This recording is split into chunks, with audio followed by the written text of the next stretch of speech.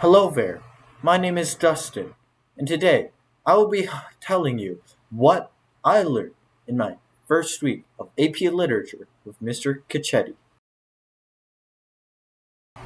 Today we will talk about what we learned in our first section of AP Literature.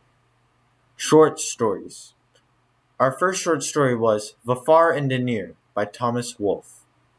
The Far and the Near by Thomas Wolfe is a story about an engineer who gets his hopes up about a woman he falls in love with. The woman, in particular, is a lady who is always seen by the engineer with her presumed daughter. The woman always waves to the train each time it passes by her town and her house, and when the train engineer blows the train's whistle. The engineer fantasizes of joining this woman and being in paradise, running away from all his previous life problems. These problems in which were when he accidentally killed a wagon full of children, a small automobile, and a hobo wandering the train tracks.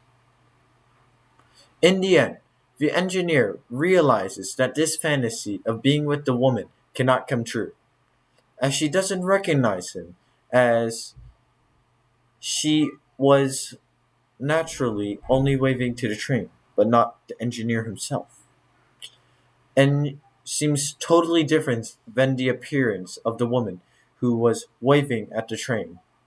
The story then concludes there, with the engineer with nothing, falling for a woman he didn't know, because he had set his expectations a little bit too high.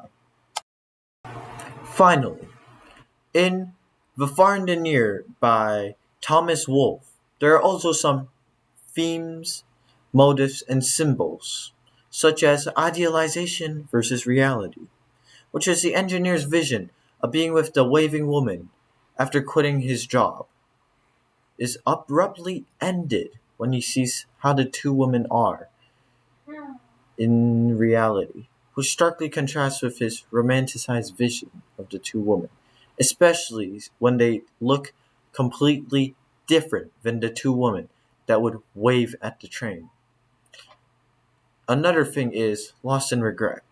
This is displayed with the engineer quitting his job so he could be with the woman that he saw waving at him or the train.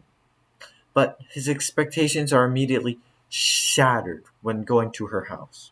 Afterwards, the engineer regrets quitting his job since he has nothing left for him, nothing left in life.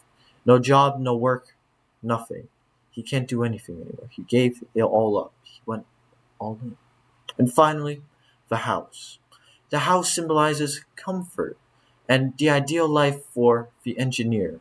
However, when he visits the house, it becomes a symbol of delusionment and the harsh realities of life, of when you set the bars too high and are just denied. And that is all. Thank you for watching and listening.